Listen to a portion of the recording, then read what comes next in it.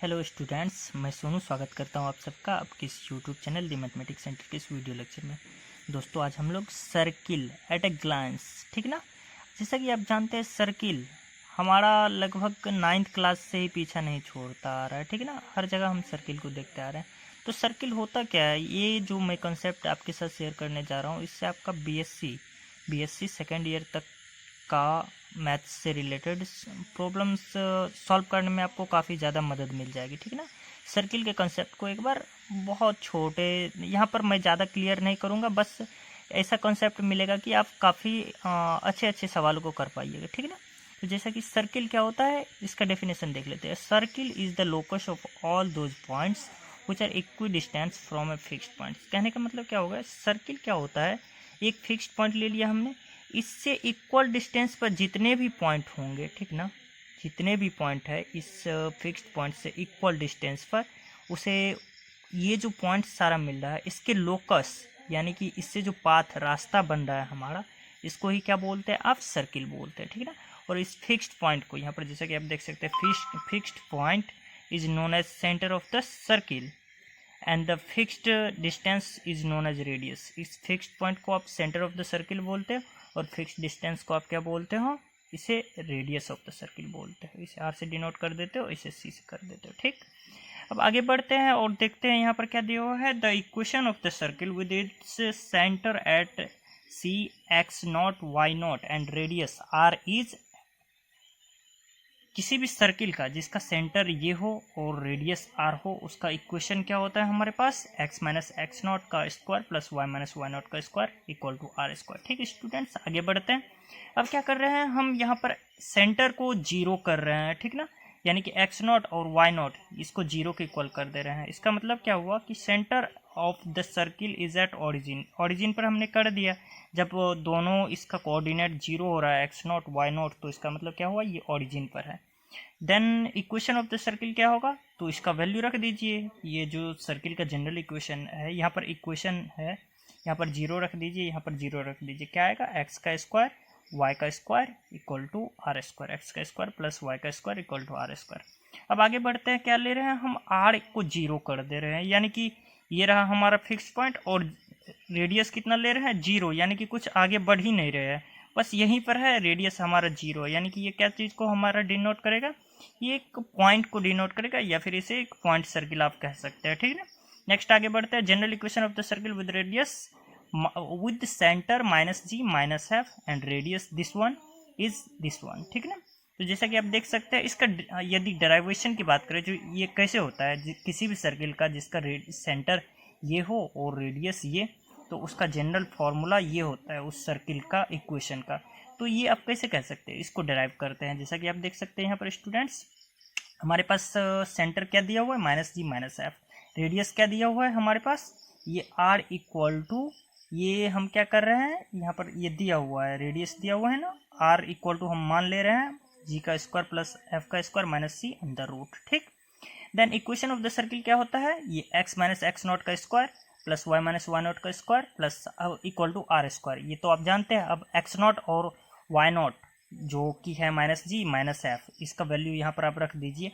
तो जब इक्वेशन को सॉल्व कीजिएगा तो आपके पास क्या आ जाएगा, x square plus y square plus two g x plus two f y plus c equal to zero. जहाँ पर सी का वैल्यू कितना होता है स्टूडेंट्स, सी का वैल्यू हमारे पास होता है g square plus f square minus r square. ऐसा क्यों, क्योंकि अभी हमने तुरंत देखा जो आर का वैल्यू क्या दिया हुआ था हमारे पास, सिंपल सा ऊपर में जो हमने लिया हूँ आर का वैल्यू, वो है g square plus f square minus c. जब आप इसको स्क्वायर कीजिएगा तो इस साइड आर स्क्वायर आ जाएगा, ठीक, और इक्वल टू क्या आ जाएगा, जी का स्क्वायर प्लस एफ का स्क्वायर माइनस सी। तो सी का वैल्यू क्या आ जाएगा, सी को माइनस इस साइड कीजिएगा और आर को इस साइड कीजिएगा, तो सेम चीज़ यही वैल्यू आ जाएगा। नेक्स्ट आगे बढ़ते हैं स्टूडेंट्स, हमारा अगला टॉपिक है equation of the circle with the points this one and this one as extremities of a diameter is this one, ठीक ना। ये क्या कह रहा है स्टूडेंट्स, यदि कोई सर्किल हमारे पास दिया हुआ हो और उसका एक डायमीटर हम ले रहे हैं, डायमीटर क्या होता है, सेंटर से पास होता हुआ सबसे, ठीक ना, ये क्या होता है, रेडियस का डबल होता है, ठीक ना। और यदि सर्किल की कॉर्ड बोलते हैं आप, कॉर्ड की बात करें तो ये सबसे बड़ा कॉर्ड होता है हमारा, ठीक ना, डायमीटर बोलते हो। तो इसका एक्सट्रीमिटीज दिया हुआ है, यानी कि एक्सट्रीम पॉइंट्स P और Q हम इसे नाम दे दिए x1 y1 x2 y2 ये दिया हुआ है। तब इस सर्किल का इक्वेशन क्या होगा? इस सर्किल का इक्वेशन होगा x minus x1 into x minus x2 plus y minus y1 into y minus y2 is equal to 0। ये कैसे होगा इसको प्रूफ करके देखते हैं, ठीक ना।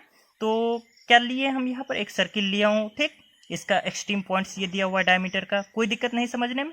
और क्या कर रहे हैं हम यहाँ पर, जैसा कि देख सकते हैं इसका सेंटर क्या हो जाएगा, अब जानते हैं मिड पॉइंट का ये आपका कोऑर्डिनेट निकालना कितना इजी हो जाता है, x1 प्लस x2 बटे 2 कर देंगे तो ये पहला यहाँ का कोऑर्डिनेट आ जाएगा, y1 प्लस y2 आप बटे 2 कर देंगे तो दूसरा कोऑर्डिनेट आ जाएगा। तो यानी कि सेंटर का कोऑर्डिनेट हमारे पास ये रहा आ गया। और अब रेडियस क्या हो जाएगा स्टूडेंट्स, यहाँ पर देख सकते हैं रेडियस ऑफ द सर्किल, यदि हम इसे r से डिनोट करें तो ये क्या होगा, PQ जो डिस्टेंस है हमारा उसका आधा होगा रेडियस। तो PQ डिस्टेंस निकाल सकते हैं, 2 पॉइंट दिया हुआ है उसके बीच का डिस्टेंस यदि निकालना हो तो आप डिस्टेंस फार्मूला से ये निकाल सकते हैं, बटे 2 कर दीजिए। अब हमारे पास सेंटर आ गया और ये रेडियस आ गया, ठीक ना। अब उसके बाद देखते हैं यहाँ पर इसका इक्वेशन क्या होता है, x माइनस एक्स नॉट का square plus y minus why not का square equal to are square, यही होता है। तो इसका वैल्यू हमने यहाँ पर रख दिया एक्स नॉट का और वाई नॉट का रख दिया, यहाँ पर आर स्क्वायर का वैल्यू रख दिया। जब स्टूडेंट्स आप इसको सॉल्व कीजिएगा तो मुझे नहीं लगता है जो आपको समझाने की ज़रूरत पड़ेगी, आपके पास ये रिजल्ट खुद ब खुद आ जाएगा, ठीक है ना। नेक्स्ट आगे बढ़ते हैं स्टूडेंट्स, वीडियो काफ़ी लंबी हो जाएगी इस वजह से नहीं समझा पा रहा हूँ। नेक्स्ट हम बढ़ते हैं आगे, angle of the intersection of 2 circle. ये स्टूडेंट्स इसका सीधा सीधा मतलब समझते हैं, 2 सर्किल है वो अगर एक दूसरे को इंटरसेक्ट करती है तो उसके बीच का एंगल क्या होता है, ये चीज़ आपसे पूछ रहा है, ठीक ना। तो मैं आपको बताना चाहूँगा स्टूडेंट्स, जैसे कि एक कोई सर्किल ये ले रहा हमने, ठीक ना। अब जानते हैं इस पर हम क्या कर सकते हैं, यहाँ पर टेंजेंट खींच सकते हैं, इस किसी भी एक पॉइंट से होकर के ये टेंजेंट हमने खींच दिया, ठीक। इसी तरीके से दूसरे पॉइंट से ढेर सारा टेंजेंट खींचा जा सकता है, ठीक ना। तो 2 सर्किल मानकर चलिए कुछ इस तरीके से कट कर रहा है, तो ये जहां पर कट कर रहा है वहां से यदि हम टेंजेंट ले रहे हैं दोनों सर्किल का, इस सर्किल का टेंजेंट ये और इस सर्किल का टेंजेंट ये, तब इन दोनों टेंजेंट के बीच का जो एंगल बनेगा वही होता है सर्किल 2 सर्किल के बीच बना एंगल, ठीक ना। तो जैसा कि देख सकते हैं पहला सर्किल हमने यहाँ पर इसको S1 कर दीजिए और इसको S2 कर दीजिए, 2 सर्किल लिया हूँ, पहला का ये हमारा सेंटर, दूसरा का ये सेंटर। तब क्या कह रहे हैं यहाँ, पहले सर्किल पर ये हमारा टेंजेंट T1 है और दूसरे सर्किल पर ये टेंजेंट T2 है और P क्या है हमारा, पॉइंट ऑफ इंटरसेक्शन है, ठीक ना। अब यहाँ पर देखते हैं स्टूडेंट्स कि ये हमारे पास PT1 इस सर्किल का टेंजेंट, PT2 इस सर्किल का टेंजेंट आ गया और इन दोनों के बीच का एंगल क्या हो जाएगा, ये दोनों टेंजेंट के बीच का एंगल T1P T2, ये हमारा एंगल, इसे थीटा से डिनोट कर देते हैं, थीटा आप लिख भी सकते हैं, यहाँ पर मैंने नहीं लिखा हूँ, ठीक। तो ये हमारा आ गया दोनों सर्किल के बीच का एंगल, ठीक ना। अब आगे बढ़ते हैं, क्या दिया हुआ है, ऑर्थोगोनल सर्किल। इसका मतलब क्या होता है स्टूडेंट्स कि यदि 2 सर्किल एक दूसरे को 90 डिग्री पर कट करता है तो उसे क्या बोलते हैं हम, ऑर्थोगोनल सर्किल बोलते हैं। मतलब क्या हुआ, 2 सर्किल एक दूसरे को 90 डिग्री पर कट करता है, मतलब दोनों सर्किल के टेंजेंट के बीच का एंगल कितना बनेगा, 90 डिग्री बनेगा। आप समझदार हो, समझ जाइएगा, ठीक है ना। आगे बढ़ते हैं, the angle between 2 tangent are same as the angle between their radius, ठीक ना। यहाँ पर जो एंगल बनता है स्टूडेंट्स, यहाँ पर जैसा कि देख सकते हैं ये हमारा एंगल बन रहा है P और ये 2 टेंजेंट के बीच बना एंगल बराबर होता है दोनों रेडियस, जैसे कि ये वाला इसका रेडियस और इसका रेडियस ये वाला, ठीक ना। इन दोनों के बीच जो एंगल बनेगा इसके बीच या फिर यहाँ पर बनेगा वो दोनों इक्वल होता है। तो यहाँ पर क्या आ जाएगा, C1P C2 ये जो एंगल बन रहा है या फिर T1P T2 ये दोनों बराबर होगा, थीटा हमने मान लिया था इसको, तो थीटा के इक्वल होगा। अब यहाँ पर देख सकते हैं कोसाइन रूल आपको याद होना चाहिए स्टूडेंट्स, किसी भी ट्राइंगल, मैं किसी भी ट्राइंगल की बात कर रहा हूँ तो वो क्या होता है हमारे पास, जैसा कि ये हमने ले लिया।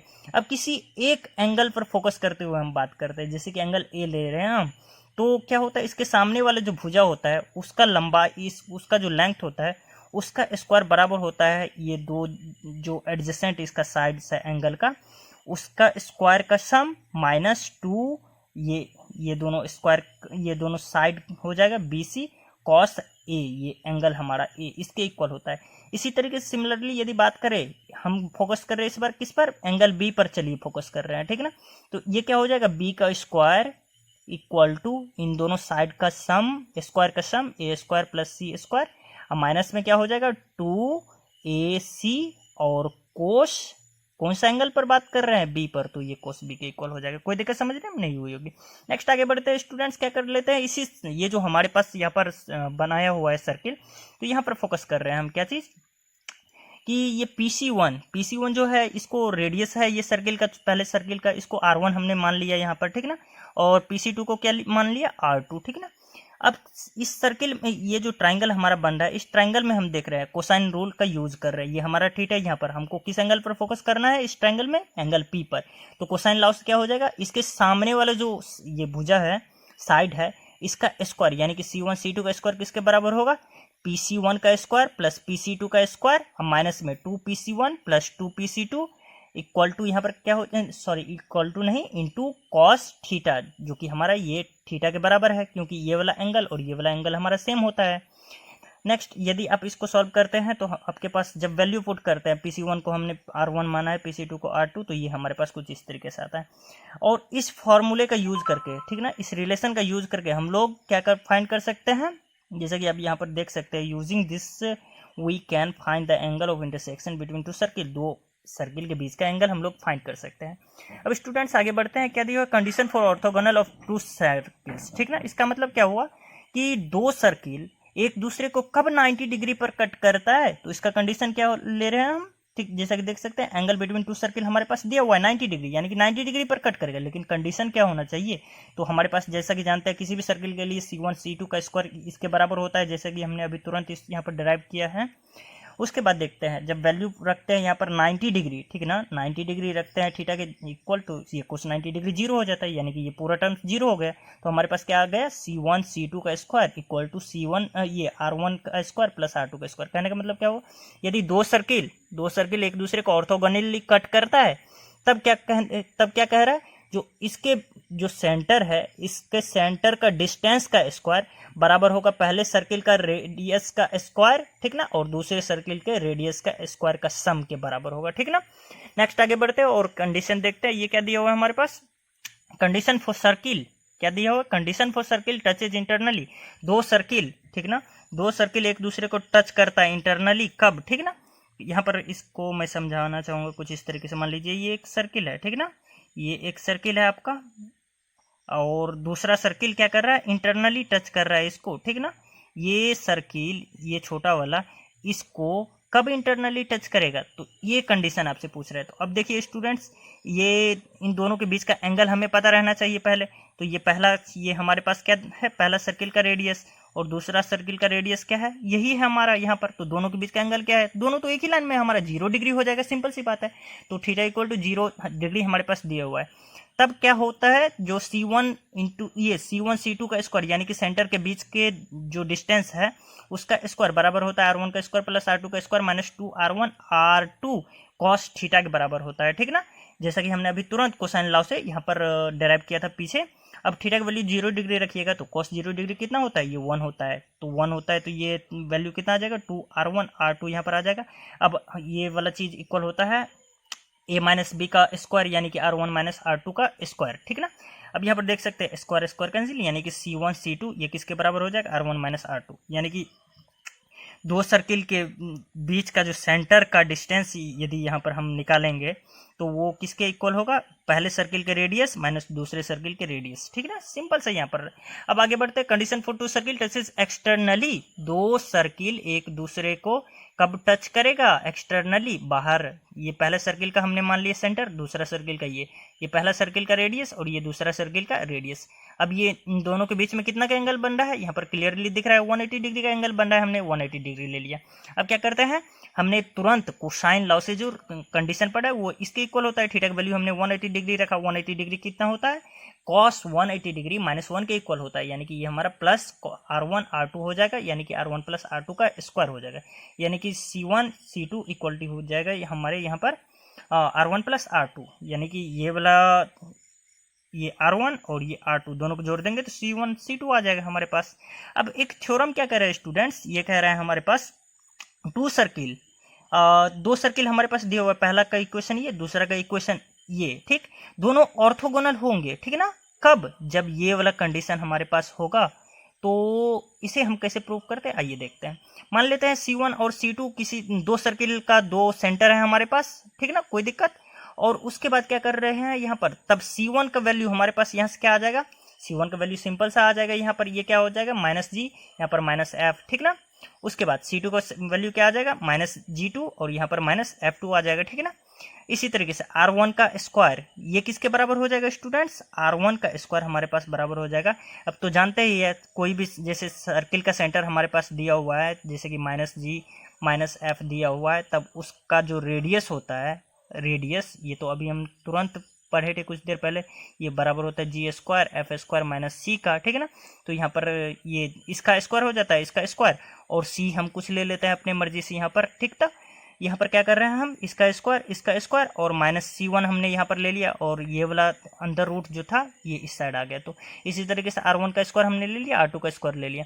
और कुछ देर पहले अभी तुरंत ही हमने क्या पढ़ा था, दो सर्किल ऑर्थोगोनल होते हैं कब, जब C1 और C2 का स्क्वायर बराबर होता है R1 का स्क्वायर प्लस R2 का स्क्वायर का। अब यहाँ पर वैल्यू पुट कीजिए, वैल्यू पुट कीजिएगा तो C1 और C2 ये हमारा कोऑर्डिनेट दिया हुआ है दोनों पॉइंट का, तो इसके बीच का डिस्टेंस तो हम निकाल ही सकते हैं डिस्टेंस फॉर्मूला से, और उसका स्क्वायर कर दीजिएगा तो ये इसके इक्वल आ जाएगा।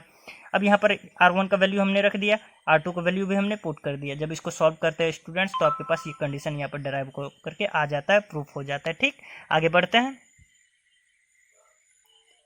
अब आगे क्या बढ़ना है, इतना काफ़ी है आपके लिए, ठीक ना। इतना यदि आपके पास कॉन्सेप्ट हो सर्किल के बारे में तो आप काफ़ी हद तक लड़ सकते हैं, ठीक ना। और आगे आगे यदि सर्किल में आपको पढ़ना है तो ये कॉन्सेप्ट आपकी क्लियर रहनी चाहिए और आपको काफ़ी मदद मिलेगी। ठीक दोस्तों, मिलते रहेंगे इसी तरह के इंटरेस्टिंग वीडियोज़ के साथ। तब तक के लिए धन्यवाद, नमस्कार, जुड़े रहिए हमसे। और अगर वीडियो अच्छी लगी हो तो बेल आइकन को दबा दीजिए, लेकिन उससे पहले सब्सक्राइब कर लीजिए, ठीक ना। थैंक यू, ताकि आपको नोटिफिकेशन मिलता रहे।